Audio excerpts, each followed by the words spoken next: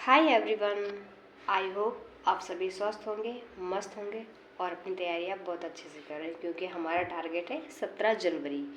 क्योंकि 17 जनवरी को LT grade biology का पेपर लगा हुआ है जो कि सेकेंड मीटिंग में। तो चलिए देर न करते हुए हम लोग अपनी सीरीज़ आगे बढ़ाते हैं। तो आज हमारा ये टॉपिक है एंटमीबा हिस्टोलिटिका का ट्रोफोजॉइट अथवा मैग्ना फॉर्म। तो इसको आगे बढ़ाते हैं। इसका कोशिका द्रव्य का कोशिकांग विहीन बाह्य भाग एक्टोप्लाज्म तथा केंद्रीय कणिकामय भाग एंडोप्लाज्म कहलाता है। मतलब जो इसका बाह्य भाग होता है वह एक्टोप्लाज्म और जो एंडोप्लाज्म और जो केंद्रीय होता है, जो आंतरिक भाग होता है, वह एंडोप्लाज्म कहलाता है। एंडोप्लाज्म में एक केंद्रक होता है जिसके चारों ओर एक पतली कोमल केंद्रक कला होती है। एंडोप्लाज्म में एक केंद्रक होता है जिसके चारों ओर एक पतली व कोमल केंद्रक कला होती है। केंद्रक कला की अंतर सतह अति सूक्ष्म क्रोमैटिन कणिकाएं परिधि व्यवस्थित रहती हैं और केंद्रक के केंद्र में एक छोटी व गोल संरचना पाई जाती है। केंद्रक के केंद्र में क्या पाई जाती है? एक छोटी व गोल संरचना पाई जाती है जिसे एंडोसोम या कैरियोसोम कहते हैं। एंडोसोम को घेरे हुए एक साफ क्षेत्र पाया जाता है जिसे हैलो कहते हैं। ठीक है। खाद्य धान्य में आरबीसी डब्ल्यूबीसी जीवाणु पाए जाते हैं। खाद्य धान्य में क्या क्या पाया जाता है? ये क्वेश्चन पूछ सकता है। खाद्य धान्य में आरबीसी हो गया, डब्ल्यूबीसी हो गया, जीवाणु हो गए, ये सब क्या है? पाए जाते हैं।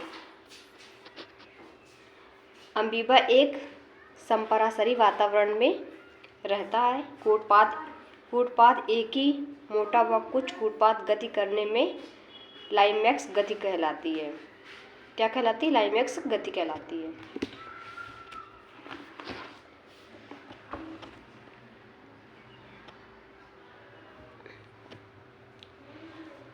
पृष्ठिक अवस्था या माइन्यूटा अवस्था शिष्ट बनने की पूर्व की अवस्था को कहते हैं।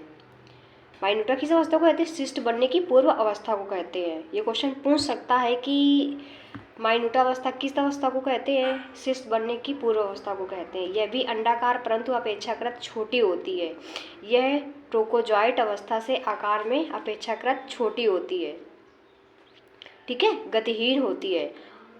अंततः इसमें खाद्य रिक्तियों का अभाव होता है। इसमें क्या है? खाद्य रिक्तियों का अभाव होता है। यह रोगजनक भी नहीं है। इसका पुटी भवन होता है तथा पुटी के रूप में एक पोषक से दूसरे पोषक में पहुंचाती है। क्या करती है? एक पोषक से दूसरे पोषक में पहुंचाती है। एंटमीबा हिस्टोलिटिका का क्या देखेंगे? हम जीवन चक्र देखेंगे। ये जीवन चक्र भी हमारे सिलेबस में दिया गया और बहुत इंपॉर्टेंट है। एंटमीबा हिस्टोलिका एक पोषदीय जंतु है जिसमें लैंगिक जनन नहीं मिलता है, केवल अलैंगिक जनन मिलता है।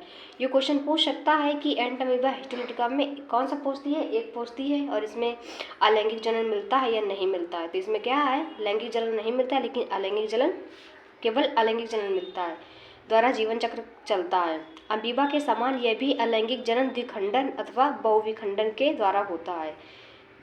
अलैंगिक जनन किसके द्वारा होता है? द्विखंडन अथवा बहुविखंडन के द्वारा होता है। यह जीव की कायिक अथवा पोषाणु अवस्था वाला जनन है जिसमें केंद्रक सामान्य से बड़ा होकर सामान्य समसूत्री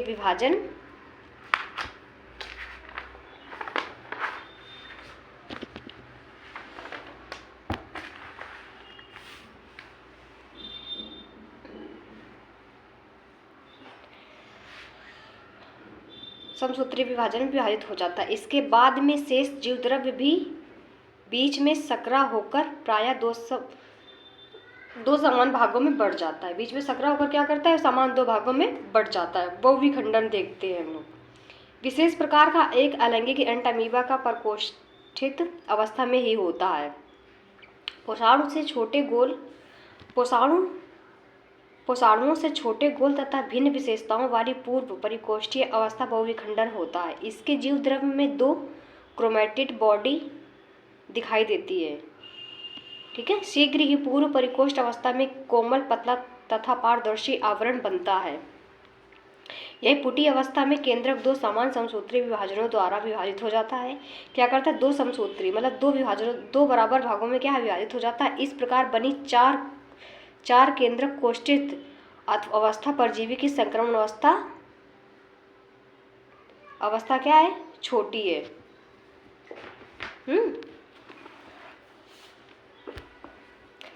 अब एंटमीबा जिंजिविलिस, इसको देखते हैं। यह दांतों की जड़ों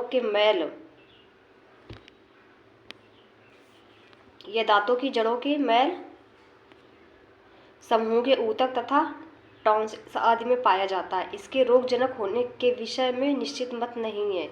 यह रोगजनक है या नहीं है, इसके विषय में कोई निश्चित जानकारी नहीं है, परंतु ऐसा देखा गया है कि यह पायरिया से पीड़ित मनुष्य के मुख में अधिक पाया जाता है। जो पायरिया से पीड़ित व्यक्ति होते हैं उनके मुख में अधिक पाया जाता है, ये देखा गया है। और एंटमीबा कोलाई देखते हैं। इसके ट्रोफोजॉइट्स मनुष्य की कोलॉन में पाए जाते हैं। यह हानिकारक नहीं है तथा सहभोजिता प्रदर्शित करता है। तो हमारा एंटमीबा हिस्टोलिटिका पूरा